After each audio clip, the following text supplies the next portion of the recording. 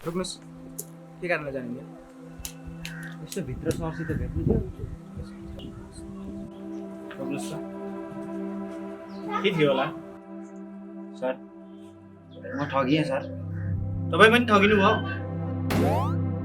त्यसो भए भित्र सरहरू हुनुहुन्छ, जानुहोस्।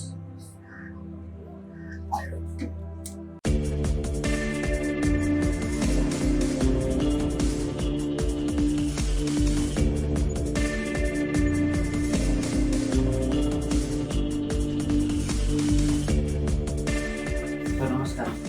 नमस्कार। भन्नुहोस् के थियो? सर म यो अनलाइन जबको नाममा ठगिएँ सर। फेरि तपाईँ पनि ठगिनु भयो?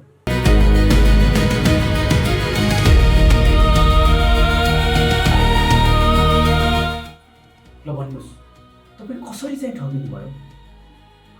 सर एक दिन मैले मोबाइल हेर्दै थिएँ।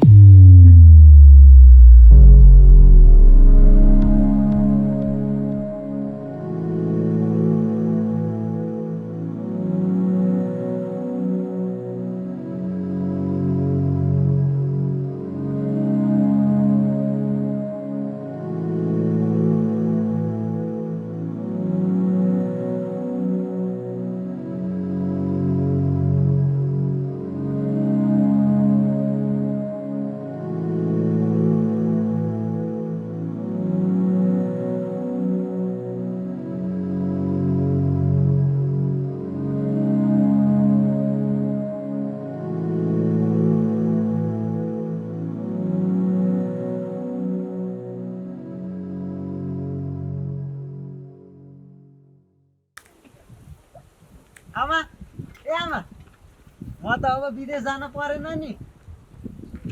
किन घरमा बसेर खान पुग्छ र बाबु? हेर्नुहोस् आमा, अब त मैले नेपालमै बसेर 60,000 जागिर खाने मेसो मिलाइसकेँ नि। ए नेपालमा काम पाए त राम्रै हो नि बाबु। अब ठिकै त हो नि, भेटघाट हुन पाउने, गाउँमा काम गर्ने,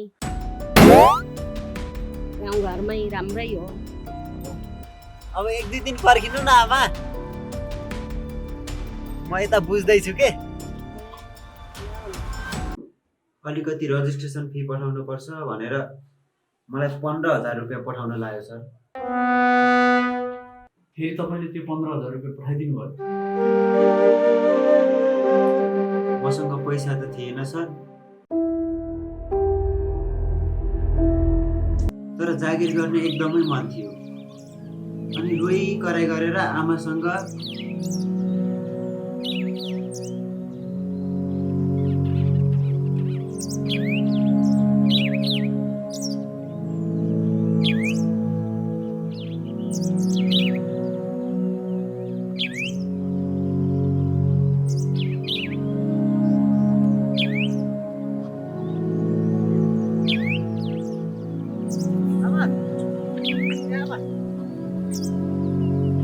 किन यस्तो हतारमा छस्? मैले हिजो जागिरको कुरा गरेको थिएँ नि, त्यसको लागि तपाईँले मलाई 15,000 रुपियाँ दिनुपर्ने भयो। कहाँबाट ल्याउने भर?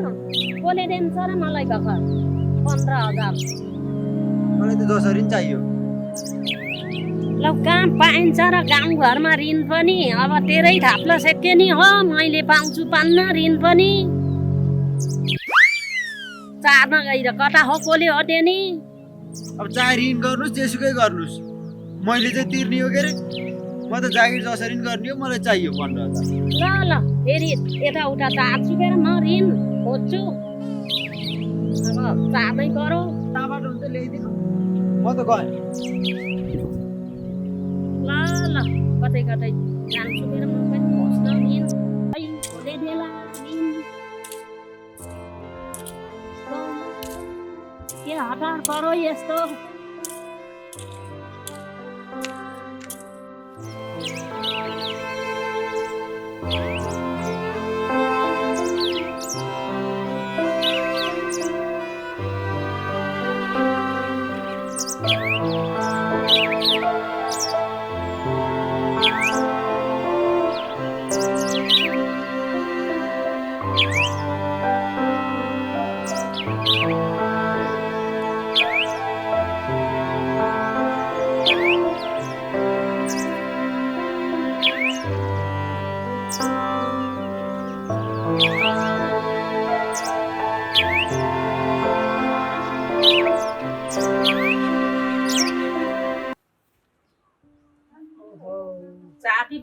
लगाएको रहेछन् के रे ओ साइली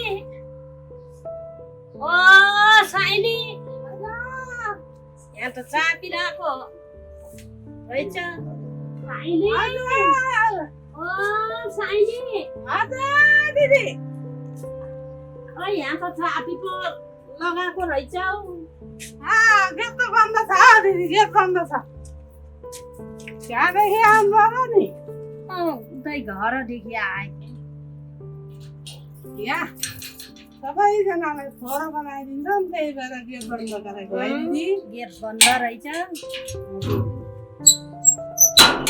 ल आउनुहोस्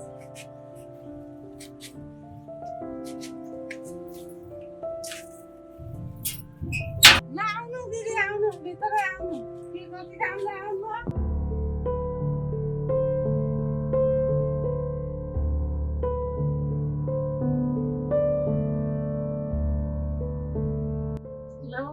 साइली मलाई 15,000 रुपियाँ दिन पर्यो मेरो छोरालाई चाहियो 15,000 रुपियाँ मलाई चाहियो दिन पर्यो अनि तपाईँको छोरा कहाँ जाने विचार गर्नु भएको छ र जागिर गर्छु भन्छ मेरो छोराले अब जागिरमा फिस बुझाउने भन्छ के र 1 महिनामै चाहिँ फिर्ता गरिदिन्छु मैले तपाईँको पैसा तपाईँ दुःखमा पर्नु भएको रहेछ अनि भनेको समयमा पैसा बुझाउनु पर्यो है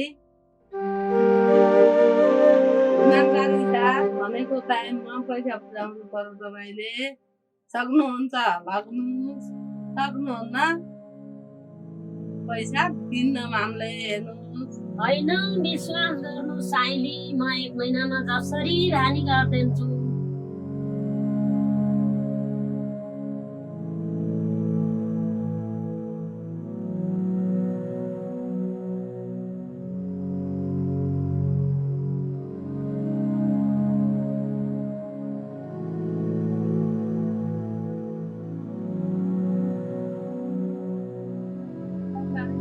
होला है दिदी ल ल अनि यताउति ऋण धन गरेर 15,000 रुपियाँ पठाइयो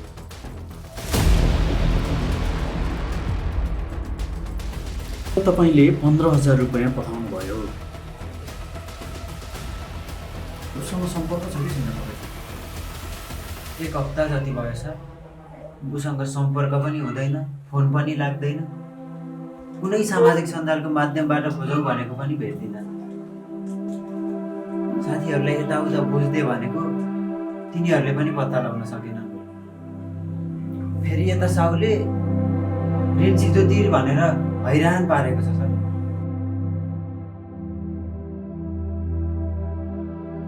अनि यो सब समस्याको विकल्प हजुरहरू नै हो भनेर म हजुरहरूसँग मद्दत माग्न आएँ सर ल ठिक छ हामी यो नम्बर दिनुहोस् एकचोटि हामी ट्र्याक गरेर हेर्छौँ हल्दार साहब यो ट्र्याक गर्नुहोस् त यो नम्बरमा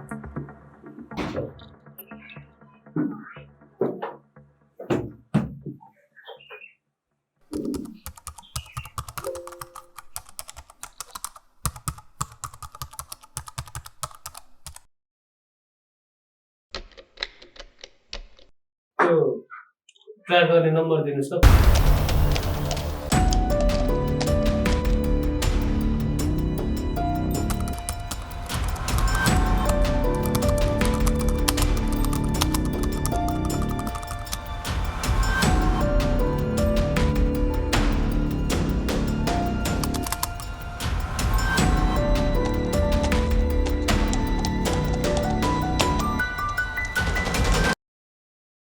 सर हेर्नुहोस् त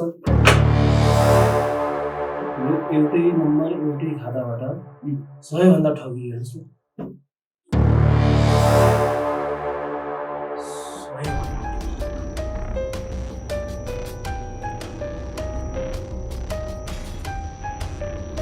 अब सुन्नुहोस्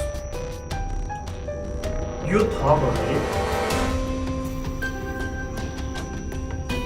100 भन्दा बढी ठगिसक्यो सपना देख्नु अपराध हो, तर सपना बेचेर मानिस लुट्नु अपराध हो। आज अपराध हातमा हतियार लिएर मोबाइलको स्क्रिनमा अपराध लिएर आउँछ